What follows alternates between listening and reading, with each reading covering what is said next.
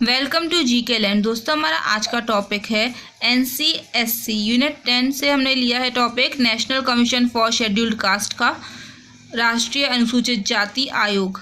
संविधान के भाग 16 के अनुच्छेद 338 आर्टिकल 338 में इसका वर्णन होने के कारण यह एक संवैधानिक निकाय कॉन्स्टिट्यूशनल बॉडी बन गया है। ठीक है, परंतु 1978 में इसका जब गठन किया गया था, यह एक कार्यकारी निकाय के रूप में, एग्जीक्यूटिव बॉडी के रूप में इसका गठन किया गया था एवं इसका जो पूर्ववर्ती या फिर कहना चाहिए पुराना नाम है वो है राष्ट्रीय अनुसूचित जाति और अनुसूचित जनजाति आयोग 1978। इसका हेडक्वार्टर अभी वर्तमान समय में न्यू दिल्ली में है, नई दिल्ली में। इसका जो क्षेत्राधिकार पड़ता है वो सामाजिक न्याय और सशक्तिकरण मंत्रालय भारत सरकार के अधीन आता है। इसके जो मंत्री हैं वो हैं वीरेंद्र कुमार खटीक, सामाजिक न्याय और सशक्तिकरण मंत्रालय के। फिर इसकी स्थापना एक्चुअल कब हुई थी? 19 फरवरी 2004 को, वर्तमान अगर बोलें तो 2004 में हुई थी। फिर 89वें संविधान संशोधन 2003 के द्वारा राष्ट्रीय अनुसूचित जाति को अनुच्छेद 338 में तथा राष्ट्रीय अनुसूचित जनजाति को अनुच्छेद 338 ए या फिर अनुच्छेद 338 का में रखा गया। ठीक है, ऐसे बांटा गया। फिर इसी को अगर हम इसके थ्रू देखें तो 89 संविधान संशोधन 2003 जो था ये दो हिस्सों में बढ़ गया, आर्टिकल 338 और आर्टिकल 338 ए। जो आर्टिकल 338 ए है ये एनसीएससी को बताता है, राष्ट्रीय अनुसूचित जाति आयोग को, और जो आर्टिकल 338 ए है ये एनसीएसटी को बताता है, राष्ट्रीय अनुसूचित जनजाति आयोग को, ट्राइब को। ठीक है, तो जो ये दोनों हैं, दोनों ही आयोग 1978 में यह दोनों कार्यकारी निकाय थे, एग्जीक्यूटिव बॉडी थी, और 12 मार्च 1992 में इनको संवैधानिक दर्जा मिला। ठीक है, एक कॉन्स्टिट्यूशनल बॉडी का इनको दर्जा मिला। फिर 19 फरवरी 2004 को इनको अलग अलग गठित किया गया, और अब तक के जो हम अभी जाति की बात करें, एनसीएससी की बात करें, तो उसके अब तक के अध्यक्ष रह चुके हैं कौन कौन से? पहले थे सूरजभान सिंह जो पहले बनाए गए थे, फिर उनके बाद बूटा सिंह बने थे अध्यक्ष, फिर पीएल पूनिया, फिर से पीएल पूनिया। तो ये इम्पॉर्टेंट हो जाते हैं क्योंकि ये 2 बार अध्यक्ष बने थे। फिर 5वें नंबर पे बने थे रामशंकर कठेरिया, और वर्तमान समय में विजय सांपला। अब ये इम्पॉर्टेंट क्यों है? क्योंकि ये करंट की न्यूज़ बन गई। 18 फरवरी 2021 से अभी तक है इनकी नियुक्ति हुई। तो विजय सांपला है हमारे अनुसूचित जाति के। ठीक है, फिर इसी आयोग के सदस्य हैं, सदस्य व अध्यक्ष संख्या में देखें तो टोटल 4 हैं, एक अध्यक्ष, एक उपाध्यक्ष, एक सदस्य, एक और सदस्य, मतलब कि 2 सदस्य। तो एक अध्यक्ष तो हमने देख लिया कौन है, विजय सांपला। एक उपाध्यक्ष जो है वो है अरुण हलदर। एक सदस्य जो है वो है डॉक्टर अंजू बाला, ये महिला है सदस्य। ठीक है, फिर एक और सदस्य जो है वो है सुभाष रामनाथ पारधी। टोटल 4। अभी तक के उपाध्यक्ष रह चुके वो हैं फकीर भाई बाघेला, पहले थे। सेकंड बने Narendra M Kamble. Third one is Rajkumar Barka, ये भी 2 बार बने थे, राजकुमार बरका, है ना। फिर 5वें बने थे एल मुरुगन, अभी वर्तमान समय में है अरुण हलदर। फिर ये एक फैक्ट आता है क्या कि राष्ट्रीय अनुसूचित जाति आयोग में अभी तक ना तो अध्यक्ष और ना ही उपाध्यक्ष के पद पर कोई भी महिला की नियुक्ति हुई है। ना ही अध्यक्ष बनी है कोई महिला अभी तक, ना ही उपाध्यक्ष बनी है। लेकिन ये बात नोटिस करने वाली है कि भैया एक महिला सदस्य जरूर है इनकी, वो कौन है? डॉक्टर अंजू बाला जी। फिर अनुसूचित जाति हेतु संवैधानिक कुछ प्रावधान है, तो वो इम्पोर्टेंट आर्टिकल्स देखने वाले हैं जो कि जिनमें इसकी बात की गई है अनुसूचित जाति की। आर्टिकल 15 में कहा गया है शैक्षणिक आरक्षण। ठीक है, RRCSP इसकी ट्रिक है, religion race caste place of birth sex. इस पे आप किसी भी तरह से डिस्क्रिमिनेट नहीं कर सकते इनको। ठीक है, फिर इसके बाद आर्टिकल 16 में लोक नियोजन में आरक्षण दिया गया है। आर्टिकल 17 में अस्पृश्यता का अंत बताया गया है। आर्टिकल 330 में बताया है कि लोकसभा सीटों का आरक्षण। 332 में बताया है कि राज्य विधानसभा सीटों का आरक्षण।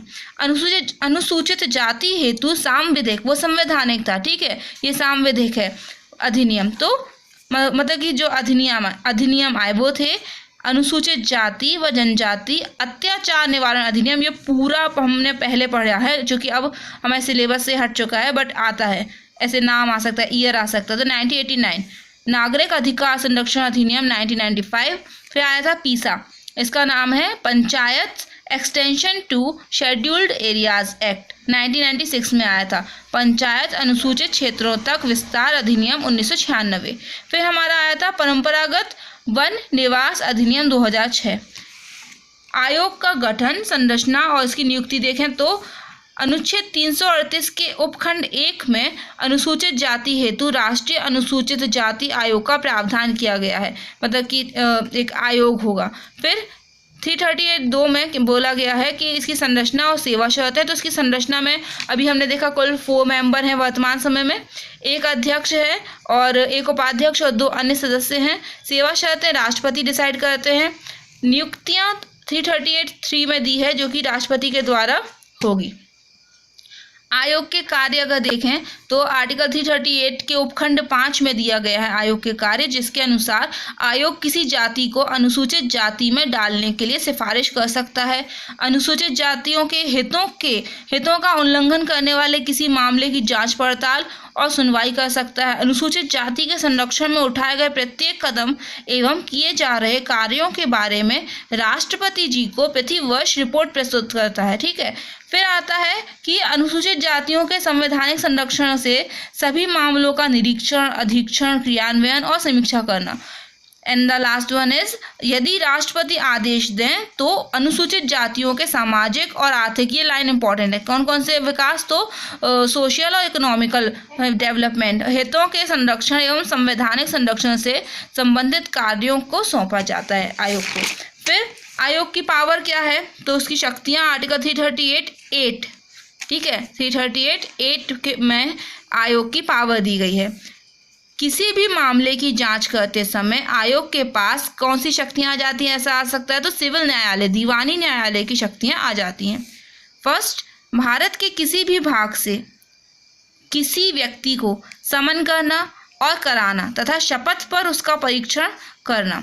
साक्ष्यों और दस्तावेजों के परीक्षण के लिए भी समन निकाल सकता है आयोग। किसी दस्तावेज को प्रकट करना और प्रस्तुत करने की अपेक्षा करना। शपथ पत्रों पर साक्ष्य ग्रहण करना। फिर किसी न्यायालय या कार्यालय से किसी लोक अभिलेख या उसकी प्रति, मतलब कॉपी की अपेक्षा करना, मांग सकता है। फिर अन्य कोई भी विषय जो राष्ट्रपति जी के द्वारा निर्धारित किया गया हो वो इसमें सम्मिलित होता है। फिर आती है रिपोर्ट, आयोग का प्रतिवेदन। आर्टिकल 338 के उपखंड 5 में कमीशन रिपोर्ट है, जो कि सिंपल सी बात है, राष्ट्रपति है तो वो संसद को रिपोर्ट सौंपेंगे और राज्यपाल अपने विधानमंडल को, लेजिस्लेचर काउंसिल को रिपोर्ट सौंपेंगे। लेकिन ये आता किस आर्टिकल में, तो आर्टिकल 338(6) में राष्ट्रपति संसद को सौंपेंगे रिपोर्ट और आर्टिकल 338(7) के थ्रू राज्यपाल विधानमंडल में प्रस्तुत करेंगे रिपोर्ट को।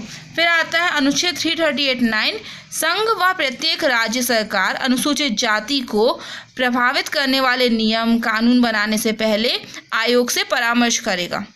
अध्यक्ष व सदस्यों का कार्यकाल 3 वर्ष का होगा और अधिकतम 2 बार ये रह सकते हैं उस पद पे। फिर अध्यक्ष व सदस्यों को कौन चुनता है, तो राष्ट्रपति चुनते हैं।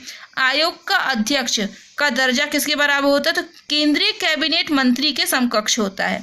आयोग के मेंबर का दर्जा होता है भारत सरकार के सचिव के समकक्ष। क्षेत्रीय कार्यालय कहाँ कहाँ हैं, तो अहमदाबाद, कोलकाता, लखनऊ, बेंगलुरु, पटना, चंडीगढ़, पुणे, चेन्नई, अगरतला, गुवाहाटी, हैदराबाद, तिरुवनंतपुरम में इसके क्षेत्रीय कार्यालय हैं। And the last thing is, अनुसूचित जाति आयोग क्या है, तो यह एक संवैधानिक आयोग तो है ही, साथ ही यह एक बहुसदस्यीय आयोग भी है। Okay, thank you friends, bye.